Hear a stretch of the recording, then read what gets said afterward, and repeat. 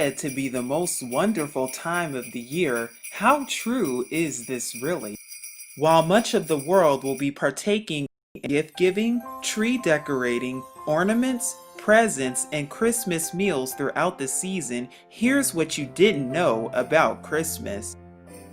Because did you know that Christmas was in fact banned in America at one point? Oh yes, this is true, and what you're looking at is an actual public notice that was posted, and it even says the observation of Christmas having been deemed a sacrilege, the exchanging of gifts and greetings, dressing in fine clothing, feasting, and similar satanical practices are hereby forbidden, with the offender liable to a fine of 5 shillings. And notice how it's also classified as satanical practices, but it's also considered and deemed a sacrilege. And if you look at that word, it actually means, according to Oxford Dictionary, the violation or misuse of what is regarded as sacred, and according to Merriam-Webster, it means a gross irreverence toward a hallowed person, place, or thing.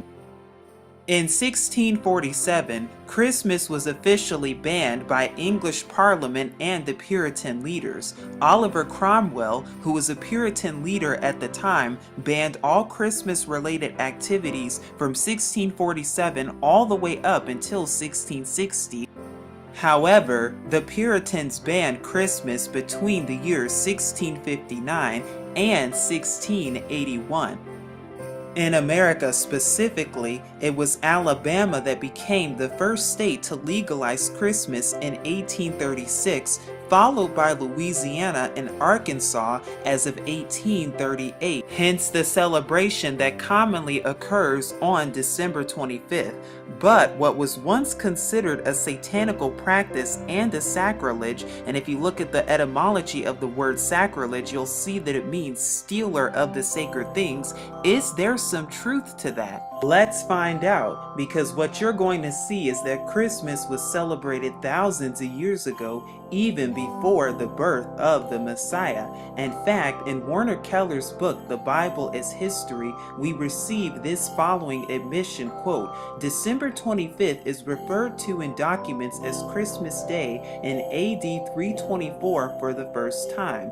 Under the Roman Emperor Justinian as of the 6th century AD, it was recognized as an official holiday.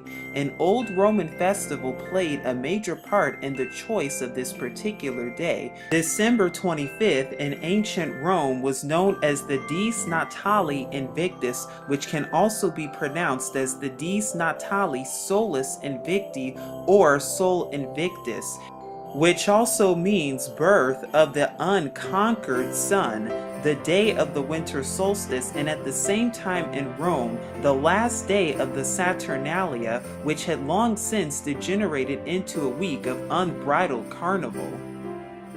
So on December 25th, in ancient Mithraism, this day gave homage to Mithras, the sun idol, who oddly resembles Lady Liberty, as you can see with the halo behind.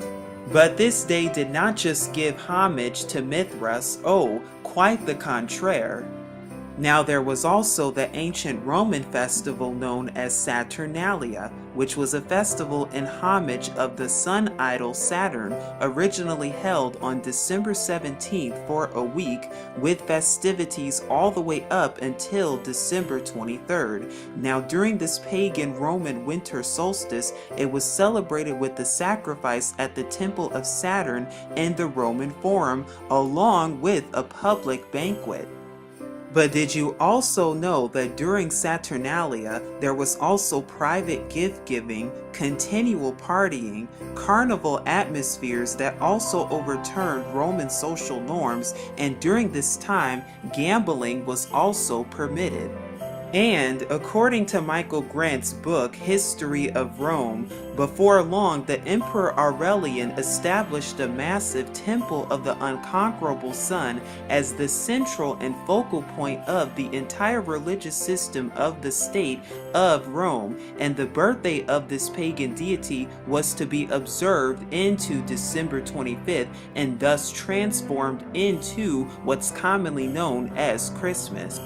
But there was the ancient Roman winter solstice festival, also known as Brumalia, that honored and gave homage to idols such as Saturn and Kronos, as well as Ceres and Demeter and even Bacchus. And by the Byzantine era, celebrations went from November 24th all the way up until Saturnalia around December 23rd and lasted close to a month and was celebrated as late as the 6th century AD. And during this time, feasting, merriment, and sacrificing pigs to idols took place.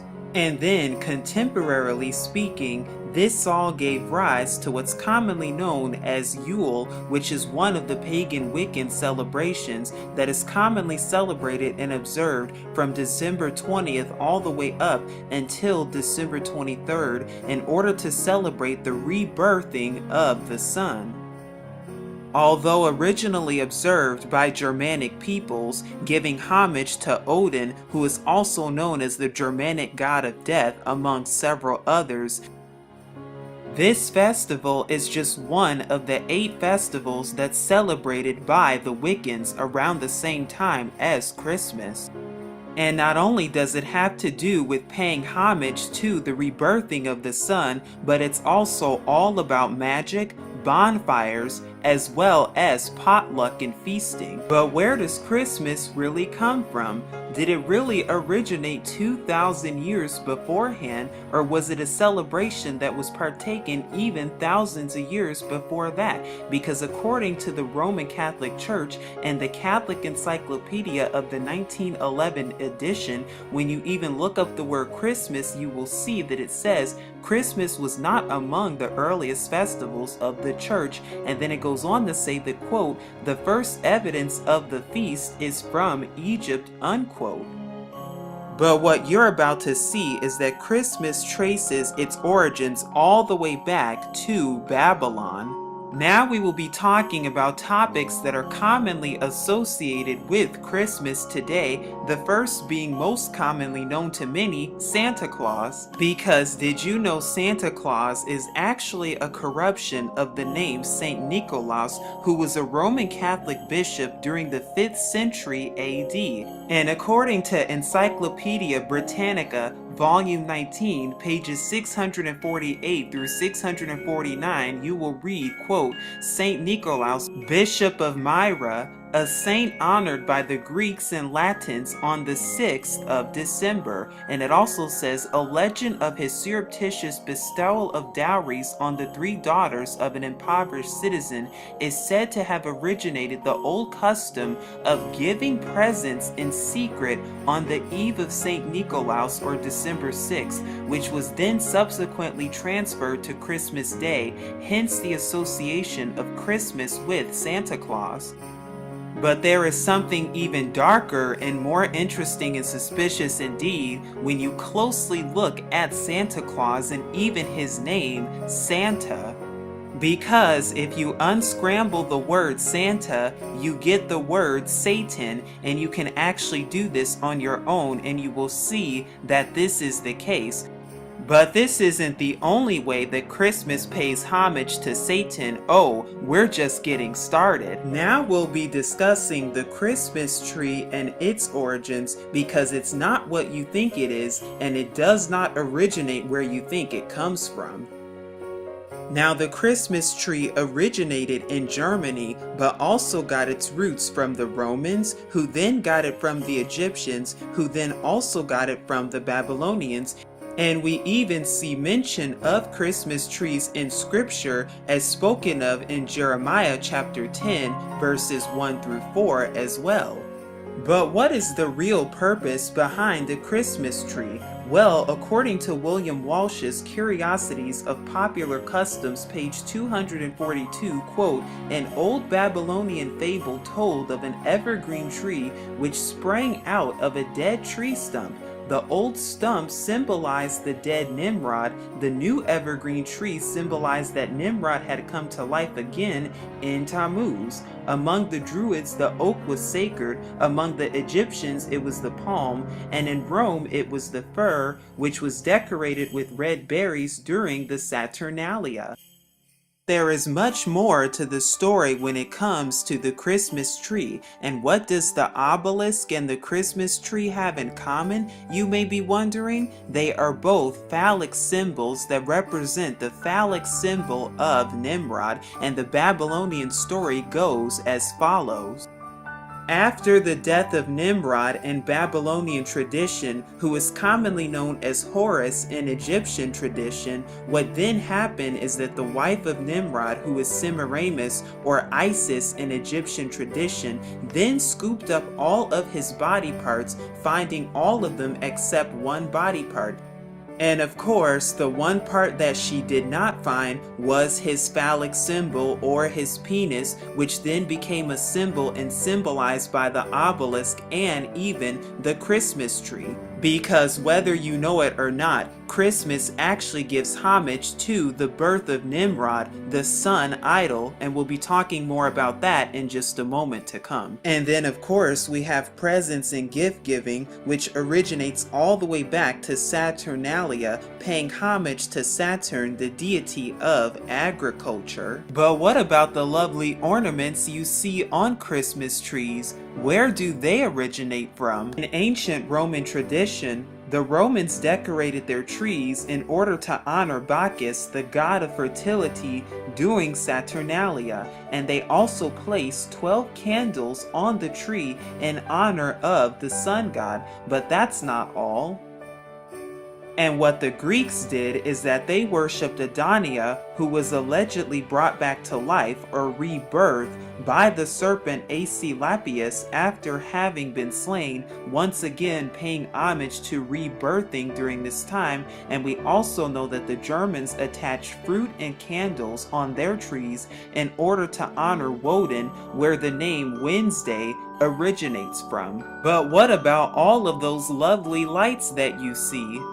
Well, these lights, along with the ornaments, they give homage to Nimrod, the sun deity, representing rebirth of the sun, and we know that Satan transforms himself as a messenger or angel of light, because the Christmas tree and the Christmas lights and the Christmas decoration, they all give homage and honor to Nimrod, who is commonly also known as Baal, not to mention the stars on the Christmas tree, which represents the star of Ishtar, the wife of Satan, literally.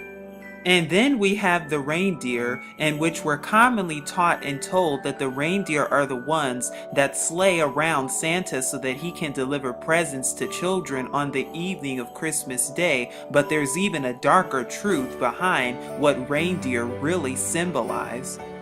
Because according to paganism, reindeer are commonly associated with the horn god of the pagans, most commonly the horn god Cernunnos, who oddly resembles the Baphomet. Now Cernunnos is said to be the Celtic god of fertility, animals, wealth, as well as the underworld. But there is more to be told about reindeer even in Norse mythology.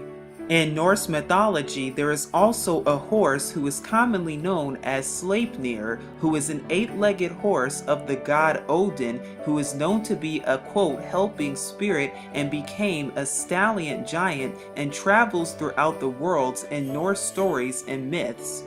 Now that you know that Satan is actually the one that's riding these reindeers and not Santa, you'll know what reindeer is all about when it comes to Christmas. If you're thinking about decorating with bows of holly, well, just know that they represent a symbol of fertility, just like rabbits and Easter eggs for Easter, as well as giving homage to Isis herself, commonly known as Easter, the symbol of the fertility goddess.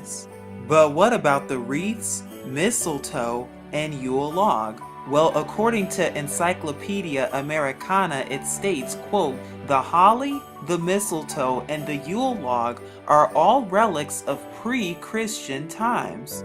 In fact, according to Frederick Haskin's 1926 book, Answers to Question, Haskin states, quote, the use of Christmas wreaths is believed by authorities to be traceable to the pagan customs of decorating buildings and places of worship at the feast which took place at the same time as Christmas. And what about the Yule log itself? Well, it actually represents the Scandinavian fertility god as well as the rebirth of the sun god Lu, and note the phallic symbol of this symbolism as well. In fact, the Yule log was commonly used in a rite of Teutonic nature worship. So now you'll know the real definition and origins of the Yule log and the wreaths. And then we have the mistletoe, which according to the Encyclopedia Britannica under Santa Tales, quote, the European mistletoe is thought to have had special ritual significance in Druid ceremonies and lives in folklore today, its special status as the Christmas mistletoe having come from Anglo-Saxon times. Mistletoe itself is a parasite that lives on oak trees, and also note that the Druids worshipped in oak tree groves. The ancient Celtics associated with the Druids also used to give mistletoe as an herbal remedy to barren animals to make them fertile. And it is still referred to as an all-healer in Celtic, and like the mistletoe, holly berries were also thought to be sacred to the sun god. The original sun log came to be called the Yule log, and Yule simply means wheel, which has long been a pagan representation of the sun. Well then, you're probably saying to yourself that Christmas is just a mere celebration of the Messiah that's spoken of in the New Testament in order to celebrate and reverence his birth that was allegedly on December 25th. But what if I told you that he was not even born on December 25th or nowhere near December 25th with scripture to prove it? The Messiah of the New Testament, whose real name is Yahusha, was born nowhere near December 25th, but was born sometime during the fall feasts in September and October of today. But, however, there were many others who were born on December 25th in many mythologies, Jesus Christ included.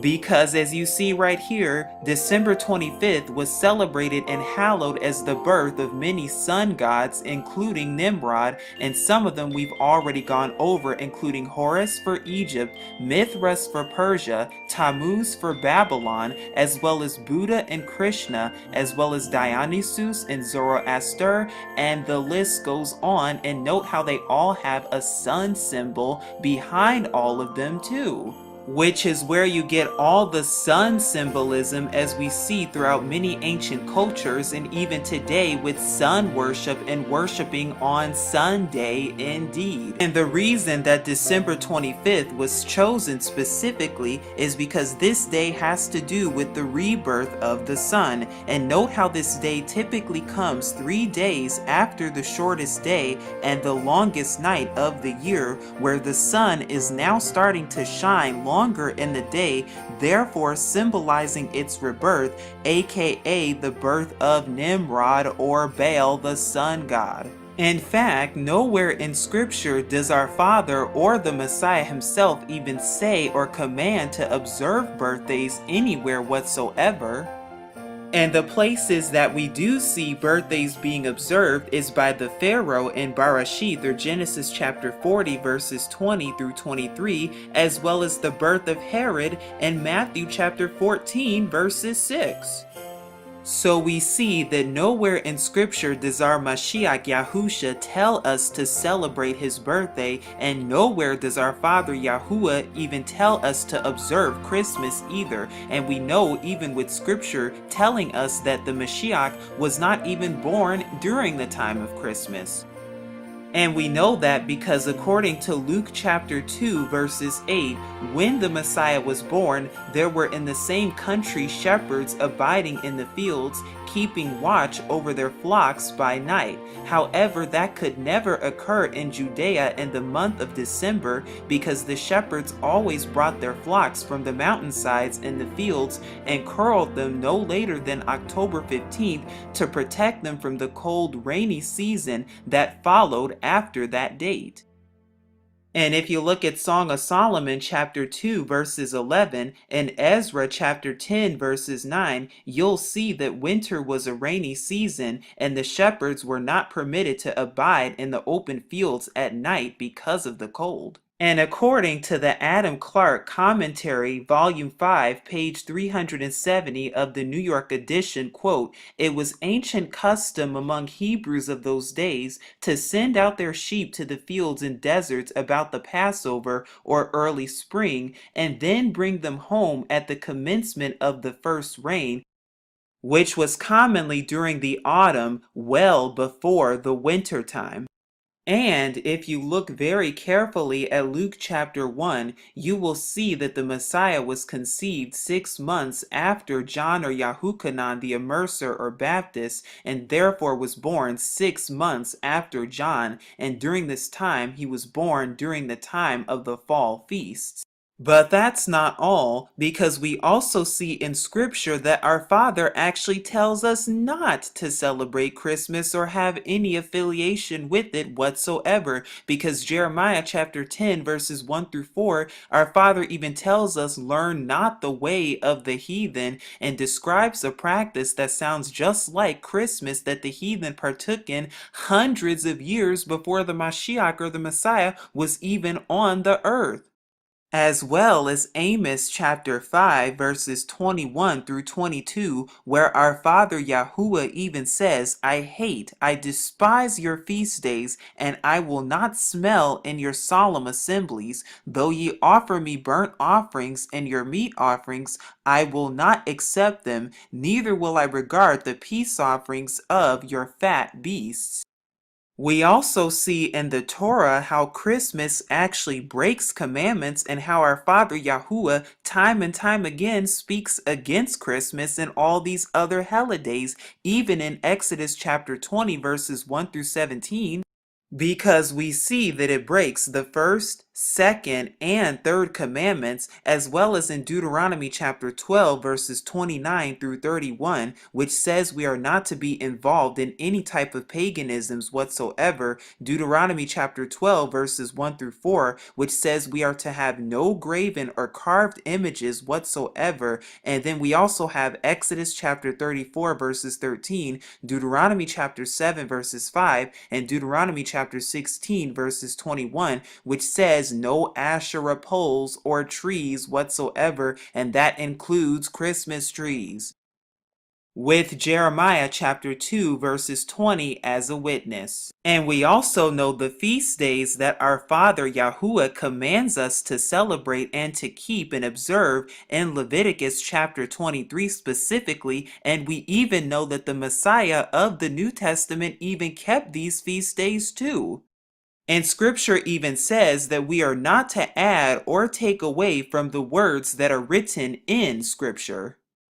Once again, nowhere in Scripture does the Messiah or the Mashiach Yahusha tell us to celebrate his birthday anywhere. Nowhere in Scripture do we even see the word Christmas or even the word Sunday found anywhere. Nowhere does our Father Yahuwah tell us to observe or celebrate Christmas and speaks against it. And the question that we should be having and thinking about is, are we following truth or Babylonian customs and traditions? Are we following truth or tradition? That is the question. And according to Alexander Hislop's The Two Babylons, quote, long before the 4th century and long before the Christian era itself, a festival was celebrated among the heathen at that precise time of the year in honor of the birth of the son of the Babylonian Queen of Heaven. And it may fairly be presumed that, in order to conciliate the heathen and to swell the number of the nominal adherents of Christianity, the same festival was adopted by the Roman Church, giving it only the name of Christ. So the next time you're thinking about celebrating Christmas with your family, or even putting up a Christmas tree and decorating that Christmas tree with ornaments and other things, and the next time you're thinking about dressing up as Santa Claus, or even celebrating it with your family and giving gifts with your kids and giving presents with your children, you'll know the exact origins of Christmas from front to back and from left to right.